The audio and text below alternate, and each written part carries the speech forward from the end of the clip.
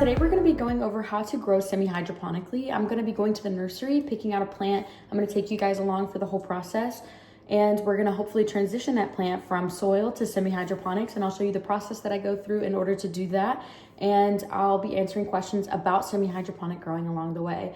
I hope that this helps somebody. I'm super excited to be doing it.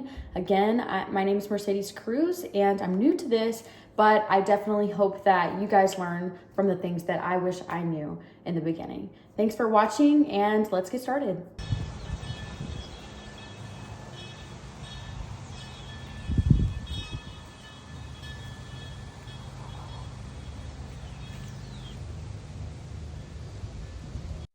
All right, so I'm back from going shopping for a plant. I ended up getting a tricolor syngonium for this.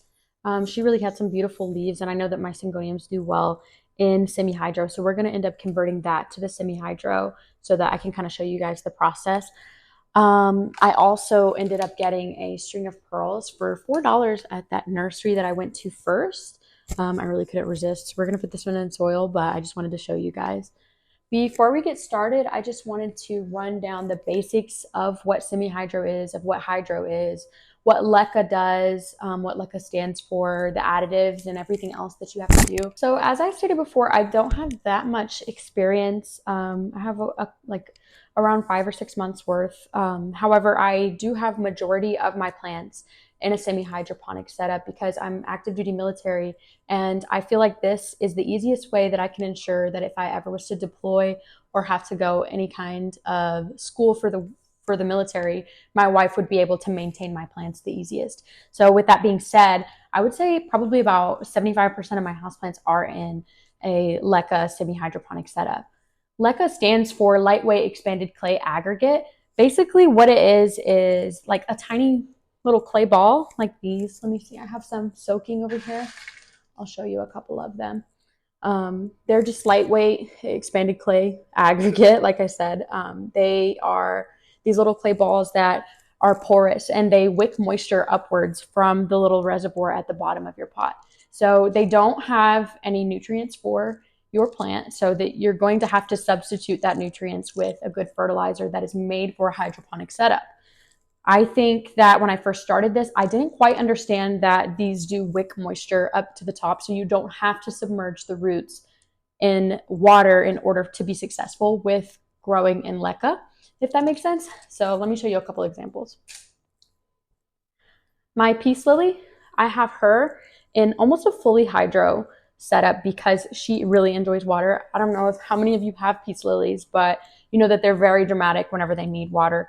And she likes the water to be touching her roots. So this is more of a hydro setup, but I have her in LECA to help her stand up, as well as the water and then the nutrient solution that I add to my water.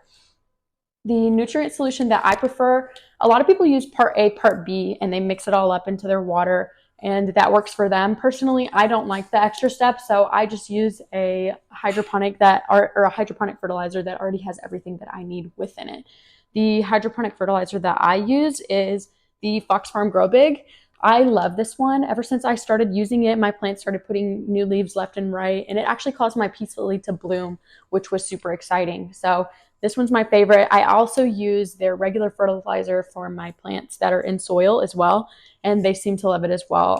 My Monstera Constellation, one of the ones that I have, it started producing a new leaf shortly after I switched to the Fox Farm Grow Big. So big fan of that, would highly recommend. Basically, you just mix that in with whatever your bottle says, whatever fertilizer you end up choosing, but whatever the directions on the bottle are, mix that in with your water so that you can have that additive, the added nutrients into the water that is missing from the growing medium that you're using, which in my case is LECA. Another example of a semi-hydroponic setup would be my Alocasia silver dragon here in a catch pot. So a lot of people do it this way. I honestly prefer just putting the water straight into the container. I'll show you a couple more examples here in a second, but I do the catch pot for this one just because I like to watch the root growth, and I like to monitor it because she's a newly transitioned semi-hydro plant. But basically, I think she needs a water swap. It's a little dirty, but I just put water down in the reservoir, and then I have the cup full of LECA in her her roots and whatnot. And I just slide that down in there, and you can see where it goes up to her roots there. This one does like her roots to be touching the water. If not, she gets a little dramatic about that. So yeah, but she loves that. A couple other examples that I have are my Monstera. You can also do those in LECA as long as you add the nutrient solution. And for this one, I don't have it in the roots submerged in the water. I just have the reservoir filled up right below the roots. And the example that I'm going to be showing you guys today is going to be a syngonium. So I wanted to show you my successful syngoniums, which is my syngonium milk confetti and my syngonium snow white. I do have several other syngoniums, but we'd be here all day if we were doing a tour of those. But I just wanted to show you that it is possible to grow them in water, semi-hydro, and the benefits of doing so. But yeah, oh, also my aglaonema. Any aglaonema is going to eat this up because they do enjoy a wetter environment. A lot of people will also use these little net pots. I don't like them personally because I like to pot my things in clear containers, and this is not that aesthetically pleasing, but they do work well, and they are very good option if you want to opt for a non-clear and non-transparent pot. So yeah, basically everything that there is. If I'm missing anything, I'll cover it later, or you can ask me in the comments if you have any questions. But let's go ahead and go into the process of how I transfer a soil plant into LECA. Okay, so I'm back with my Syngonium tricolor. The only thing that I have done this far is remove it from its pot and shake off the soil that was already on there, and then rinse it in my sink, and that's it. That's what it looks like. Unfortunately, it has a super huge, well-established root system, which is great, but I wanted to use this little teacup, and now I can't. So that's why it's unfortunate. But I'm super excited to see all those healthy roots, all that healthy root growth, and I hope that it continues when I transfer it to Semi. But from here, all that I do is take an old toothbrush and a bowl of water, and I start scrubbing the roots to get any soil that you can. Because you have to remember that if you put an organic material in an inorganic material like LECA and water, you are inducing rot. So this organic material will begin to decay, and it can cause the soil to cause root rot. So you want to get off as much as possible of the organic substrate that it was previously in to avoid the damage of that rot. So that's what I'm going to be doing now. I'm just going to take a toothbrush to it and completely wipe it down the best I can. It's also important to note that you're going to lose roots, and that's okay. It has, most of the time, this one especially, it has plenty of roots to compensate for the root loss, that if you lose a few, it's okay. You'd much rather get off all of the organic substrate in order to enhance the transition, I guess, than to leave it on there and keep the roots, because you're going to lose them anyway if it rots. So yeah, I'm going to do that right quick, and I'll be right back. All right, so I have just finished getting all the organic substrate off for the most part. There is not that much soil left. It's important to note that no matter how much you do to this, no matter if you got every single piece of soil off, every piece of organic material, it's not going to really matter in the long run, just for the simple fact that when you transition from soil to semi, like I was saying earlier, you are kind of inducing root rot. It's kind of shocking for your plant, and your plant is going to shed its soil roots in order to grow new water roots. So that's not to say that all of them will disappear, but a lot of them will begin to fall off, and that is normal. Don't panic. I wish I would have known that when I started in semi-hydroponics, because a lot of my plants, like my alocasia, shed almost all of their roots. And it was about a month or so after that I looked again, and they had grown new ones, which were their water roots. So yeah, do the best you can with it and be adamant, but don't be too upset when you look at it again and there is still a bit of root rot, because it happens. That's natural occurrence whenever you're doing semi-hydro and hydroponics.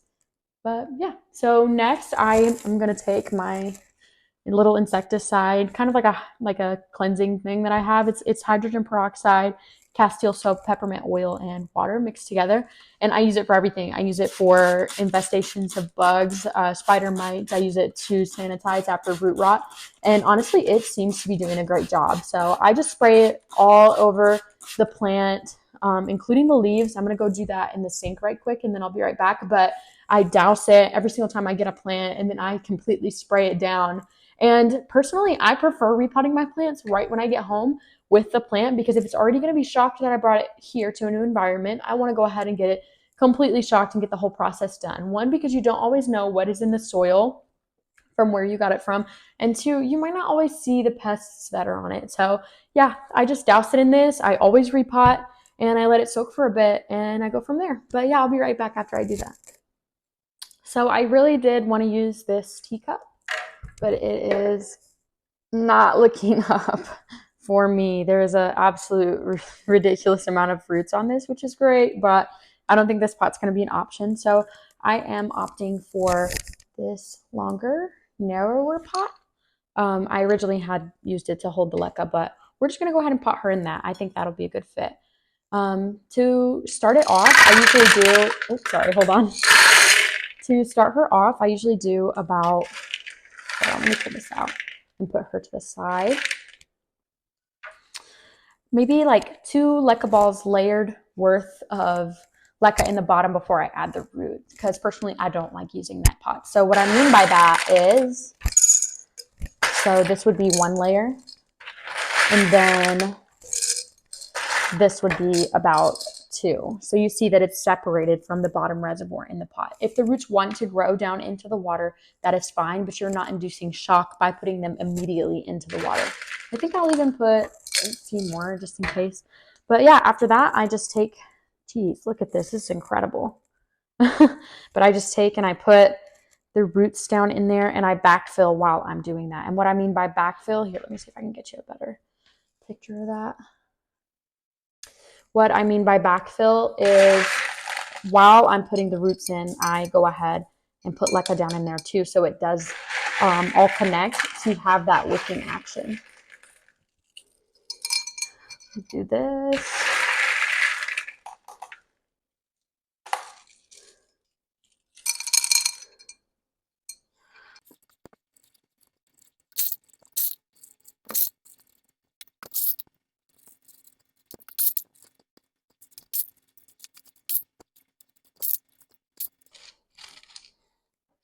Okay, so after filling her with LECA, she's looking like this. So you can see there's a little reservoir below that has no roots, and that is where I would fill the water line up to. I'm gonna put this camera back up a bit. But yeah, so I put the roots up above that 2 or 3, well, it's not wanting to cooperate, so I guess we're down here. But I put the 2 or 3 layers of LECA down below, and then the roots right on top. So I'm gonna fill the water up to here. I'll go ahead and do that right now so you can see.